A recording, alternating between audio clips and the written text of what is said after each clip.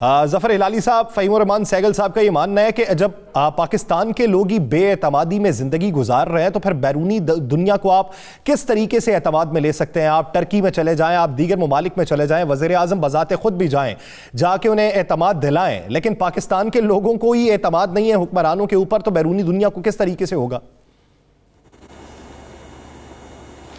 पाकिस्तान के लोगों को नहीं है, आपने बिल्कुल सही कहा, मगर उससे ज्यादा बाहर के मुल्क के लोगों को नहीं है। इसलिए आपको तो उधर जाके लोन लेना है, वो नहीं देना चाहते आपको।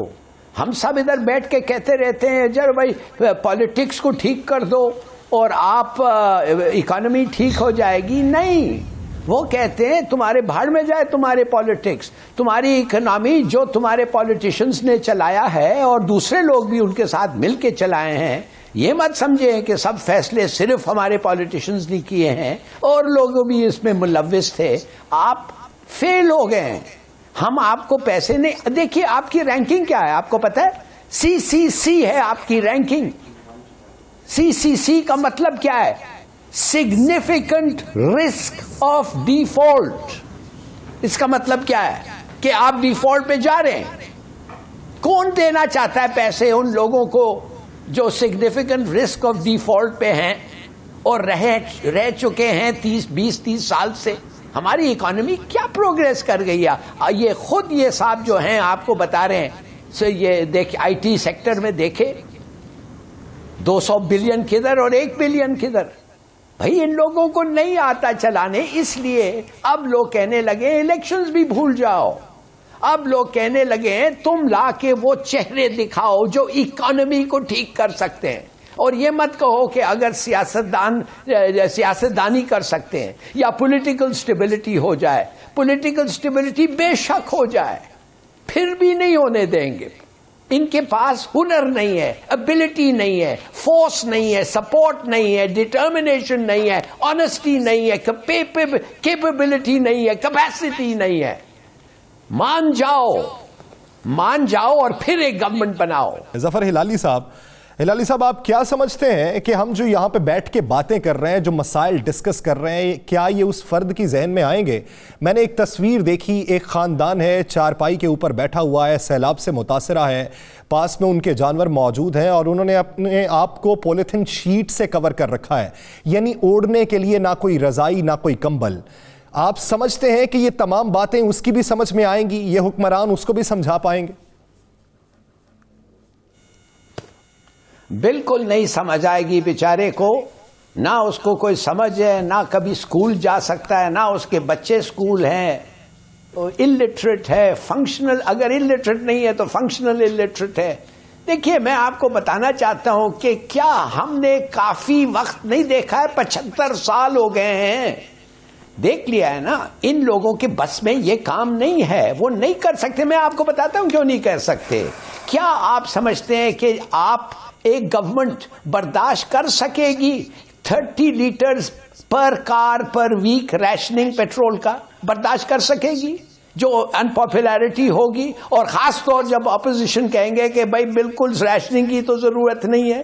क्या जब आप एक ऑर्डर निकालेंगे कि कोई SUV गाड़ी चला ही नहीं सकते, सिर्फ बसेस पे आप ट्रैवल करें और बाहर मुल्क के आप ट्रैवल नहीं करते, हॉलिडे के लिए ट्रैवल नहीं कर सकते, मैं आपको यह कहना चाहता हूं नहीं कर सकते। वो बर्दाश्त, इस किस्म का ब्लोबैक, पॉपुलर ब्लोबैक जो होगा वो नहीं बर्दाश्त कर सकते।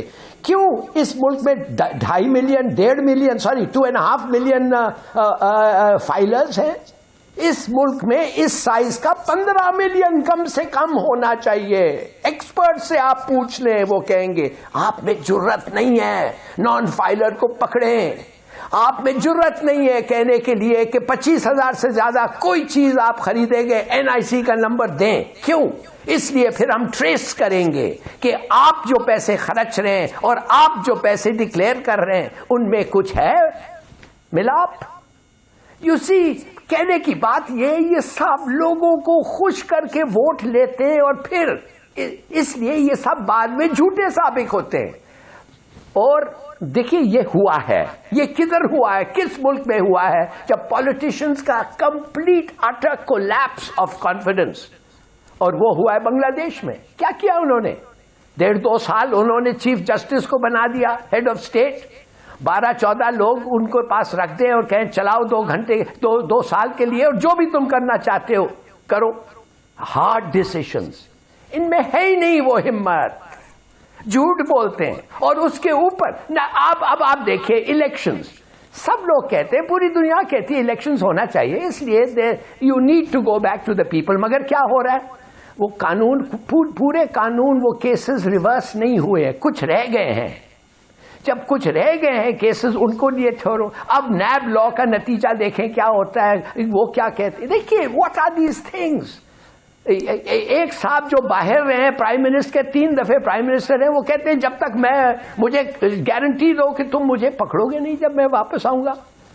कौन सा कोर्ट उनको ऐसी गारंटी देता है? जब एक इस्लामाबाद हाई कोर्ट ने लिख के उनको कहा वापस आओ और उन्होंने नहीं आया, कोई और कोर्ट की हिम्मत हो सकती है? यहाँ हर तरफ सियासी मामलात हो या दीगर मामलात हो, उससे पहले शराइत तय की जा रही हैं। जफर हिलाली साहब, यही तो हमारा अलमिया है, यही तो अफसरदा मकाम है हमारे लिए। राना एहसान साहब, आप क्या समझते हैं कि कब तक हम दूसरे ममालिक से, जो हमारे दोस्त ममालिक हैं, उनके सामने हाथ फैलाते रहेंगे? हुकूमतें आती जाती हैं लेकिन कर्जों की वापसी नहीं हो सकती। उन जो पैसे रखवाए गए उसमें भी इल्तवा मांगा जाता है, नए कर्ज मांगे जाते हैं। कब तक यकीन दहानियां करवाते रहेंगे और कब तक इस कर्जे के चुंगल से हम बाहर निकल सकते हैं? देखें, पाकिस्तान 2015-16 में 18वीं बड़ी जो है, जो दुनिया के इकोनॉमिस्ट इसको एक 18th इमर्जिंग इकोनॉमी बनने का अंदिया दे रहे थे कि अगर इसी तर्ज पे चलता रहा। फिर एक तजर्बा नाफिज किया गया इस मुल्क में जिसका नाम पीटीआई और इमरान खान था।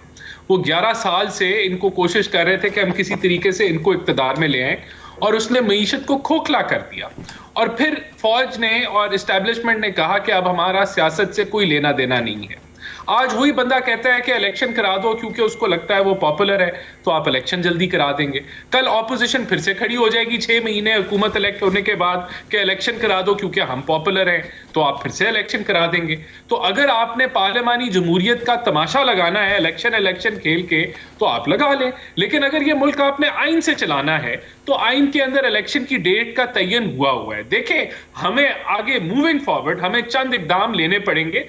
नंबर 1, हमें जो स्टेट ओन्ड एंटरप्राइजेज हैं, जो 200 के करीब हैं, वो जो नुकसान पहुंचा रही है पाकिस्तान को 75 सालों से, हमें उससे जान छुड़ानी है। हुकूमत का काम कारोबार करना नहीं है।